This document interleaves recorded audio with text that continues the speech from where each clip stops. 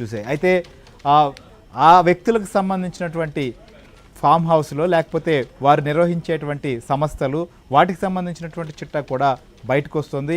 ఇప్పటి వరకు మనం చూసినప్పుడు హాస్పిటల్కి సంబంధించి సినిమాలకు సంబంధించి ఇవే చూసాం. కానీ విద్యా సంస్థలకు సంబంధించినటువంటి వ్యక్తులు లేకపోతే వారికి సంబంధించినటువంటి ఫామ్ హౌస్లు ఇలాంటివి కూడా తాజాగా వెలుగు చూస్తున్న పరిస్థితి. సో ప్రస్తుతం సిట్ ఇంకా కూడా వేరే వాటిని కూడా గుర్తించే పనిలో ఉన్నారా, మరింత మనీ సీజ్ చేయాలనేటువంటి ప్రయత్నాలు చేస్తున్నారా? ప్రవీణ్ ఏంటి? సో ఉదయం జరిగినటువంటి ఎపిసోడ్ తర్వాత ఇంకా మరికొన్ని చోట్ల దాడులు జరిగేటువంటి అవకాశాలు, మరికొన్నింటిని గుర్తించేటువంటి పనిలో పోలీసు బృందాలు ఉన్నాయా?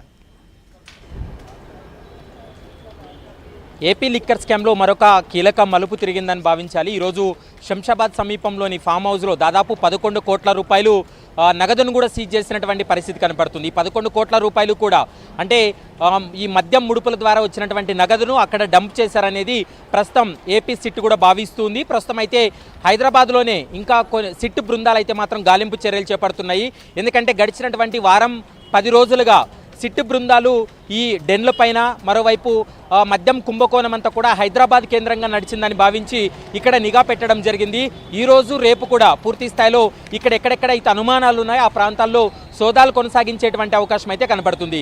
ఇప్పటికే ఈ కేసులో A40 నిందితుడిగా ఉన్నటువంటి వరుణ్ ఇచ్చినటువంటి సమాచారంతో అతన్ని దుబాయ్ నుంచి శంషాబాద్ ఎయిర్పోర్ట్ రావడం, శంషాబాద్ ఎయిర్పోర్ట్లో సిట్ అధికారులు అదుపులోకి తీసుకున్నటువంటి క్రమంలోనే ఇదంతా కూడా వెలుగులోకి వచ్చింది. అతను ఇచ్చినటువంటి సమాచారంతో శంషాబాద్లోని ఒక రహస్యంగా ఒక ఫామ్ హౌస్లో ఇంత డబ్బు అక్కడ దాచిపెట్టారనేటువంటి అంశాన్ని కూడా సిట్ అధికారులు గుర్తించి 11 కోట్లు సీజ్ చేసినటువంటి పరిస్థితి.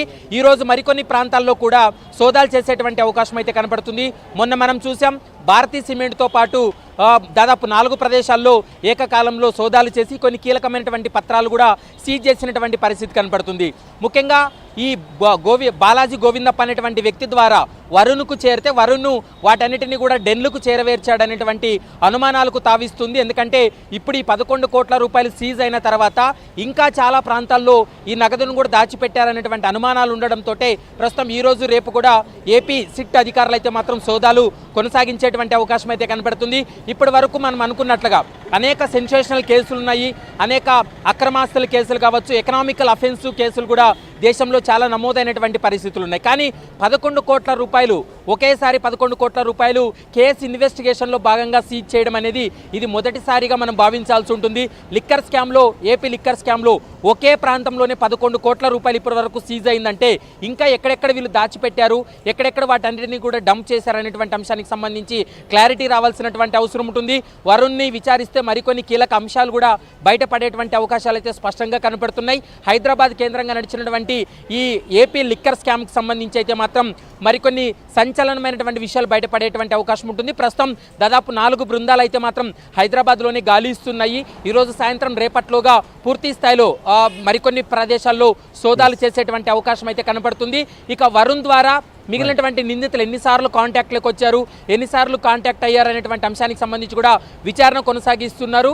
ఈ రోజు రేపట్లోగా మరికొన్ని కీలక అంశాలు బయటపడే అవకాశం అయితే కనపడుతుంది. శ్రీహరి రైట్ ప్రవీణ్, సో మీరు ఫాలోఅప్లో ఉండండి. సిట్ సంబంధించినటువంటి కదలికలపైన కూడా ఖచ్చితంగా హైదరాబాద్ కేంద్రంగా మద్యం సంబంధించినటువంటి సొమ్మును అనేక మార్గాల్లో దాన్ని మళ్లించడం, అనేక విధాలుగా కూడా పెట్టుబడులు పెట్టడం లాంటి అనేక అంశాలు వెలుగులోకి వచ్చాయి. సో ఇప్పటి వరకు వచ్చినటువంటి అంశాలతో పాటు ఇవాళ 11 కోట్ల రూపాయలు ఏకకాలంలో గుర్తించి పట్టుకోవడం అనేది మాత్రం ఖచ్చితంగా ఇది ఒక సంచలనమైనటువంటి అంశమే. దేశంలో చాలా కేసుల విషయంలో కూడా జరిగినటువంటి పరిణామం ఇవాళ సిట్ అయితే